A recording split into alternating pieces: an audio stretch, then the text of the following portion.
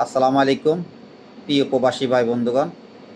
বিশেষ করে মধ্যপ্রাচ্যে যে প্রবাসী যারা, তাদের যে জটিল সমস্যাগুলা, যাদের আকামা অনেকে থাকার পরও সব কাজ করতে পারে না, যে কাজের বিষয় ওই কাজটাই করতে হয়। তো অনেক সময় বা একটা দোকানের বিষয় নিয়ে আসছে, ওই দোকানে কাজ থাকে না, তাহলে ওরা বাহিরে কাজ করতে হয়, বিভিন্ন কোম্পানি, বিভিন্ন দোকানে, বিভিন্ন বাহিরে কাজ করতে হয়। তো এই দেশের যে নিয়মে বাহিরে কাজ করা এটা সম্পূর্ণ অবৈধ। যে বাইরে যে বিষয় ওই বিষয়ের কাজ করতে হয়।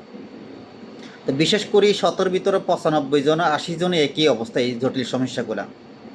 তো আমি বিশেষ করে বাংলাদেশ সরকারের কাছে আমরা দাবি জানাবো যে আকামা থাকলে যে কোনো কাজ করার জন্য সুযোগ সুবিধাটা করে দেওয়া হয়, এমন একটি চুক্তি করার প্রয়োজন মধ্যপ্রাচ্যের সকল সরকারের সাথে।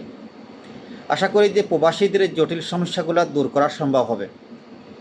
আর বিভিন্ন মধ্যপ্রাচ্যের যে প্রবাসীদের যে রাষ্ট্রদূতের যে সেবাগুলা, এই সেবাগুলা আমরা অনেক বঞ্চিত। যেমন কি আমরা ওমানে প্রায় ৬-৭ লক্ষ প্রবাসী। তো মস্কেট যদি আমাদের অ্যাম্বাসিতে আমরা যেতে হয়, সাহাম থেকে অনেক দূরান্ত, অনেক সময় যাওয়ার পরে কাজটা ওই দিন হয় না।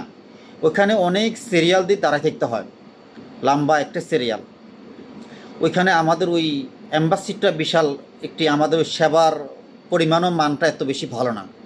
তা আমি মনে করি আমাদের যে বিভিন্ন অঞ্চলে সহকারী হিসাবে ছোট্ট একটি অফিস করি, আমাদেরকে সবসময় যাতে এই সেবাটা দেওয়া হয়। যেমন কি সোহার সাহাম অঞ্চলের এদিকে একটি ছোট্ট একটা অফিস করলে আমাদের এই অঞ্চলের অনেকের এই মস্কেট আর যাওয়া লাগে না। এভাবে যদি আমরা সারা ওমান, সারা মধ্যপ্রাচ্যে প্রত্যেকটা দেশে এইভাবে এই সেবাগুলো যদি করে, তো প্রবাসীরা আর এই ভোগান্তির থেকে দূর হয়ে যায় আশা করি এইগুলা আমাদের সকল প্রবাসী দাবিগুলা যাতে, আশা করি সরকার যাতে সুনজর দেয়, তাহলে আমাদের প্রবাসীদের একটু দুর্ভোগটা দূর হয়ে যাবে। প্রবাসীদের যেই প্রবাসে মৃত্যুবরণ করলে রাষ্ট্রীয় খরচে তার লাশটা বহন করা হয়। প্রবাসের থেকে ১০ বছর শেষে চলে গেলে তাদেরকে যাতে পেনশনটা চালু করা হয়। দেখেন, আসলে এই প্রবাসীরা অত্যন্ত জীবনের সাথে অনেক যুদ্ধ করি, সারাক্ষণ এই অনেক পরিশ্রমের বিনিময় সে উপার্জনের টাকা বাংলাদেশে পাঠায়। দেশের অর্থনৈতিক সচ্ছল এবং আত্মীয় স্বজন সকলে ভালো থাকে। আজকে আসলে দেখেন যে পরিমাণ বাংলাদেশের অর্থ বাহিরে পাচার হয়, যে বিভিন্ন রাজনৈতিক দল, বিভিন্ন সরকারি কর্মকর্তারা যেভাবে পাচার করা হয়, অথচ একজন প্রবাসী যে টাকা উপার্জন করি দেশে পাঠায় কিছু করার জন্য। তো এই প্রবাসীদের জন্য আসলে কিছু করা হয় না।